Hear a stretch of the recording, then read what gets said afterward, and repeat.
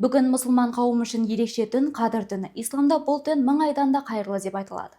Осыған байланысты Түркістан қаласындағы мешіттерде жамағат жиналып құлшылық жасап, Құран оқып, дұға тілейді. Қасиетті түнге орай мешіттерде арнайы уағыздар айтылып, жамағатқа рухани насихаттар жүргізіледі. Бүгін мұсылман қауымы үшін қасиетті түндердің бірі қадір түні. Дәл бүгін Түркістан қаласындағы мешіттерде мыңдаған адам жиналып, құлшылық жасап, дұға тілейді. Осыған орай мешіт имамының және қала тұрғындарының ой пікірін білейік. Дін қызметкерлерінің айтуынша, бұл түн Алладан кешірім сұрап, рухани тұрғыдан тазаруға мүмкіндік беретін ерекше уақыт. Сондықтан мұсылмандар бұл түнді бос өткізбей, намаз оқып, сауапты амалдар жасауға тырысады. Ал енді барша мұсылманның күтіп жүрген түндердің ең абзалы болған қадір түніне бүгін түнгі ақшам намазынан кейін қадір түні уақыты бастайды.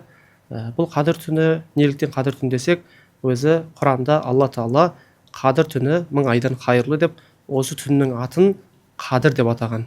Яғни ең қадірлі, ең абзал, мың айдан қайырлы түнде. Сол үшін бұл ай сондай атымен де қадірлі, және ішіндегі сауапты істерімен де қадірлі.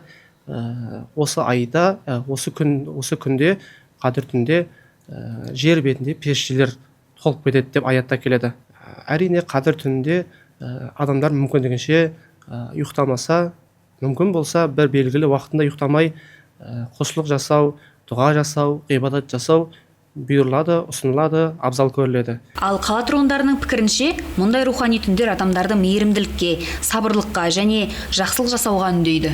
Бұл енді қадір түнді жылда біз өзіміз атап өтеміз, жылда бала шағамызбен күтеміз, таңға дейін ұйықтамай иншалла.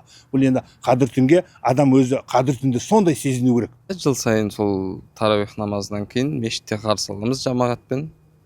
Намаздан кейін сол салауат айту, нәпіл намаздар оқылады. Таңғы сәресіне дейін қолдан келгенше ибадатта боламыз.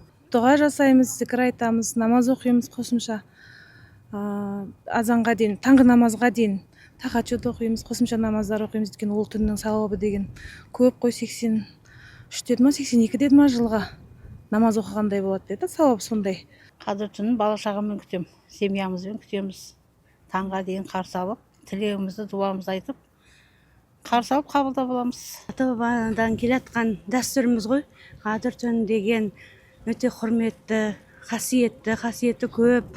Аллаға шүкір, зираттай жақсы қасиеттер жинайды өздеріне. Мысалы, жақсы тілектер айтып, намазын оқып, Құдай қаласа намазға жығылады. Өздеріңіз көргендей, қала тұрғындары да қадір түнінің маңызы туралы өз ойларымен бөлісті.